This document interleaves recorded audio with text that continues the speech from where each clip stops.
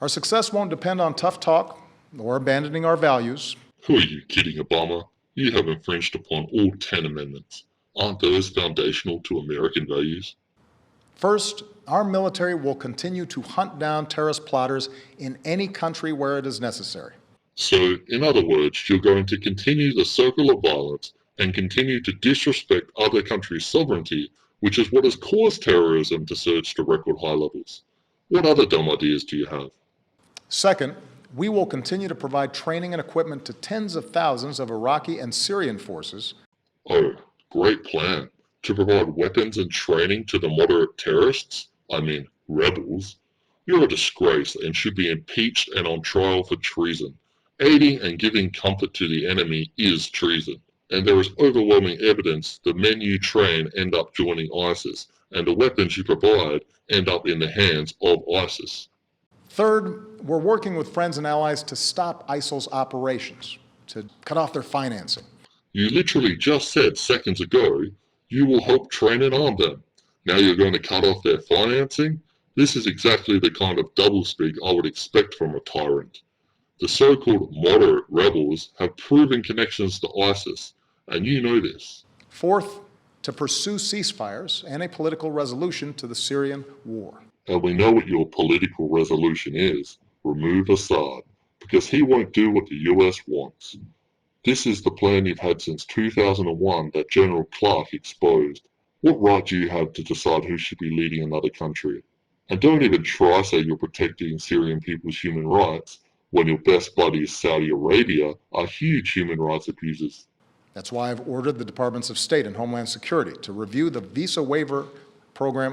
Oh, you're going to review the visa waiver program, but let in hundreds of thousands of refugees that the FBI admit they can't accurately vet? How about deporting the thousands of illegal immigrants that commit crimes? Under your catch and release policy, they are set free in America to commit more crimes. Just admit it. You want more criminals on the streets and more terror attacks in the US so you can justify more wars, more police militarization, and take more freedoms. I will urge high-tech and law enforcement leaders to make it harder for terrorists to use technology to escape from justice. What you're really talking about here is banning encryption so you can continue to spy on everyone, violating our right to privacy. What did you just say about not abandoning our values? To begin with, Congress should act to make sure no one on a no-fly list is able to buy a gun. What could possibly be the argument? How about because your no-fly lists / terror watch lists have no due process, no day in court, no jury, and no judge? Isn't the right to being presumed innocent until proven guilty another one of those American values you're not going to sacrifice? We also need to make it harder for people to buy powerful assault weapons, like the ones that were used in San Bernardino. You really are playing on people's ignorance. Firstly, the weapons used at San Bernardino are hardly high-power rounds if you look at this image. Secondly, the majority of murders are committed with handguns, so banning assault rifles really isn't going to achieve anything. If you were really interested in protecting the American people, you would encourage Americans to use their Second Amendment rights so they can protect themselves. Seconds count when police are minutes away.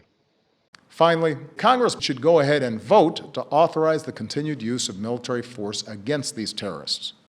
Giving you a golden ticket for a full-scale ground invasion of Syria? That's the only reason you have stuck to airstrikes in Syria so far, because you don't have Congress's approval for boots on the ground.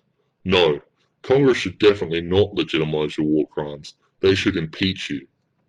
The strategy that we are using now, working with local forces who are fighting to regain control of their own country. Let's make this clear. You're working with the terrorists in Syria. They are not trying to regain control, they are trying to take it. And even the Iraqi government now wants you out, the ones you put in control after destroying their country. You are equal in the eyes of God and equal in the eyes of the law. Huh? Equal in the eyes of the law? What about the banks caught laundering billions in drug money and no one goes to jail? What about Operation Fast and Furious? What about Hillary Clinton's illegal sending of classified unsecure emails? What about the IRS's persecution of Tea Party members and Lois Lerner deleting the evidence?